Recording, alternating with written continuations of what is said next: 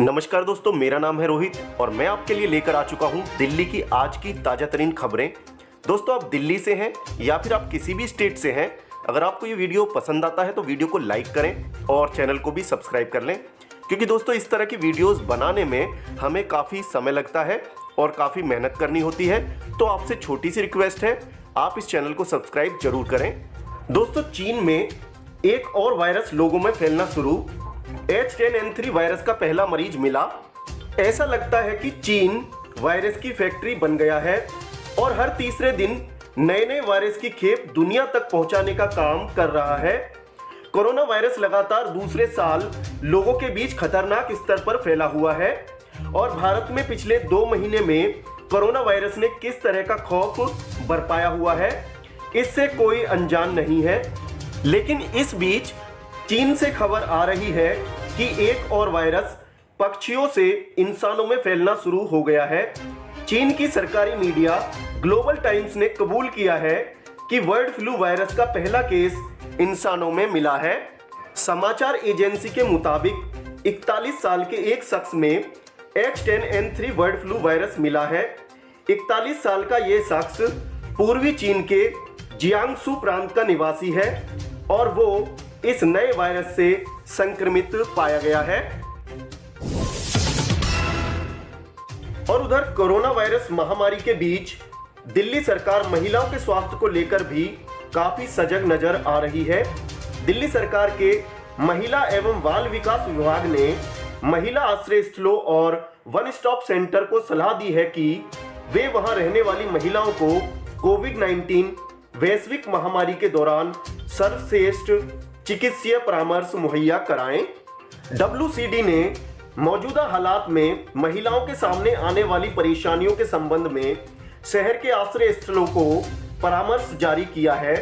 परामर्श में कहा गया है, कोविड-19 वैश्विक महामारी संबंधी मौजूदा हालात के मद्देनजर यह वांछनीय है कि सभी आश्रय स्थलों OSC में रहने वाली महिलाओं को योग्य चिकित्सकों से सर्वश्रेष्ठ चिकित्सा परामर्श उपलब्ध कराया जाए।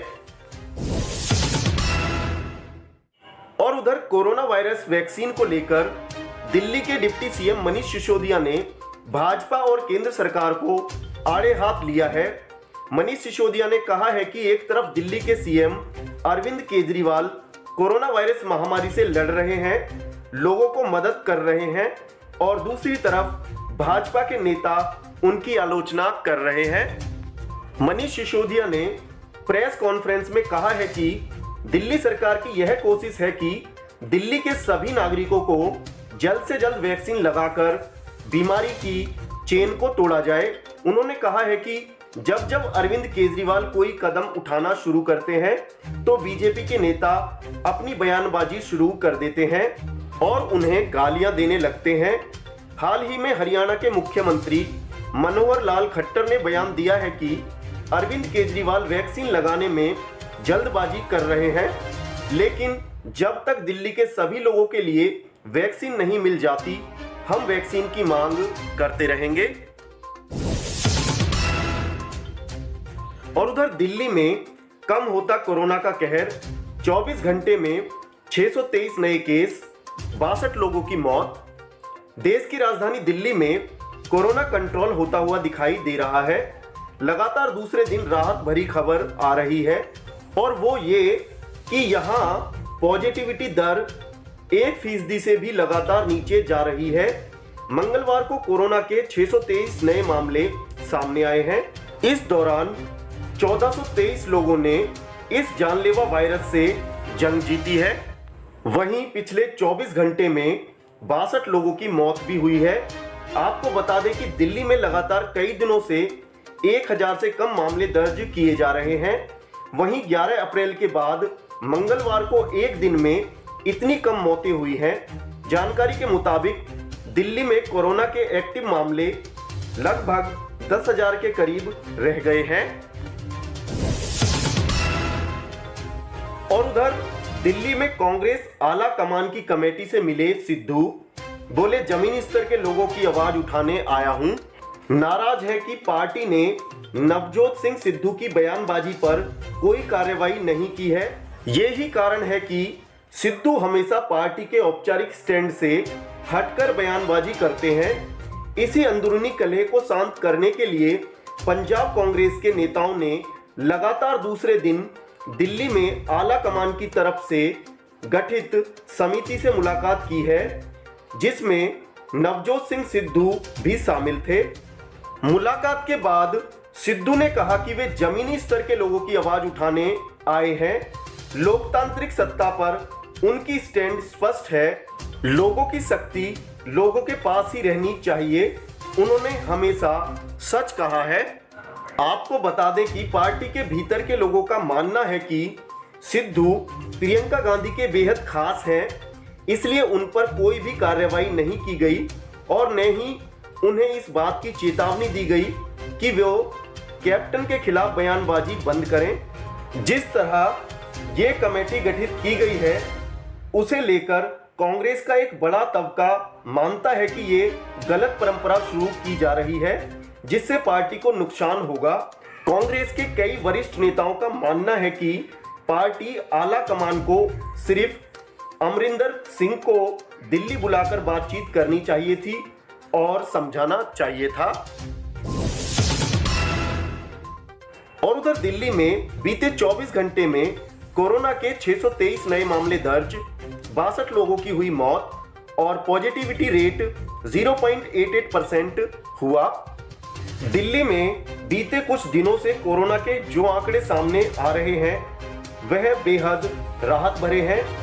मंगलवार को जारी कोरोना बुलेटिन के अनुसार बीते 24 घंटे में 623 नए मामले सामने आए।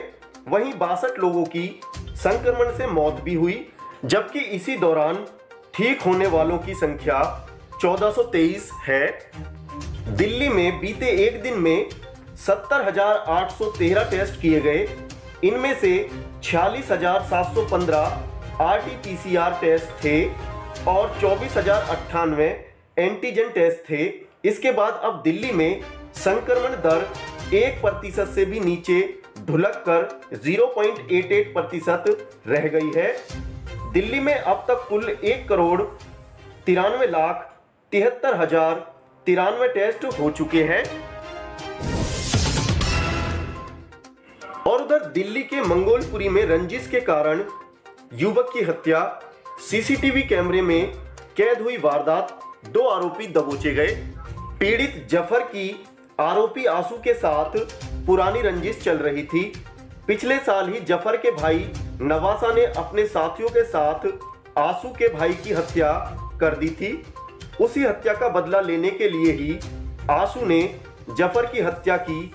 पुलिस ने आशु समेत 2 आरोपियों को गिरफ्तार कर लिया है। और उधर ब्लैक फंगस और वैक्सीनेशन मामले पर मंगलवार को दिल्ली हाईकोर्ट ने केंद्र सरकार को कड़ी फटकार लगाई। दिल्ली हाईकोर्ट ने तल्ख टिप्पणी करते हुए केंद्र सरकार से पूछा कि अगर आपके पास वैक्सीन नहीं है तो घोषणाएं क्यों करते हैं। हाईकोर्ट ने केंद्र को निर्देश दिया है कि वह नीति तैयार करें कि दवाइयों की कमी के समय किसे प्राथमिकता दी जाए। हाईकोर्ट ने युवाओं को प्राथमिकता देने के लिए कहा है। ब्लैक फंगस के बढ़ते मामलों और इलाज के लिए उपलब्ध दवाइयों पर केंद्र सरकार ने दिल्ली हाईकोर्ट में स्टेटस रिपोर्ट दायर की है, जिस पर कोर्ट भड़क गया। कोर्ट ने स्टेटस रिपोर्ट को अस्पष्ट और सरकार को नॉन कमिटल कहा है। और उधर दिल्ली में अनलॉक की शुरुआत होते ही सड़कों पर 1.5 महीने बाद कई गुना बढ़ा ट्रैफिक। कोरोना संक्रमण कम करने के लिए देश के कई हिस्सों में लॉकडाउन लगाया गया। इसके अच्छे परिणाम भी देखने को मिले। अब जब कोरोना संक्रमण के मामले लगातार घट रहे हैं, तब कई राज्यों में अनलॉक की प्रक्रिया शुरू हो रही है। इसी क्रम में राजधानी दिल्ली में भी लॉकडाउन से कुछ छूट मिली है।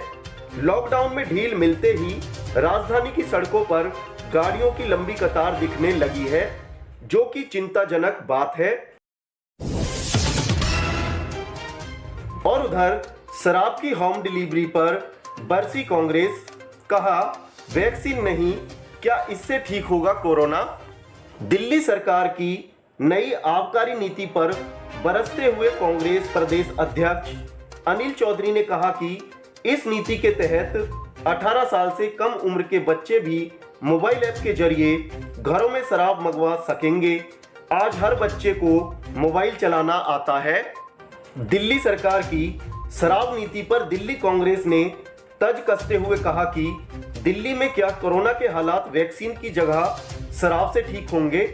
आम आदमी पार्टी की सरकार ने राजधानी में नई आबकारी नीति को लागू कर दिया है और इस नीति के तहत दिल्ली में अब घर घर शराब होम डिलीवरी के जरिए पहुंचाई जाएगी।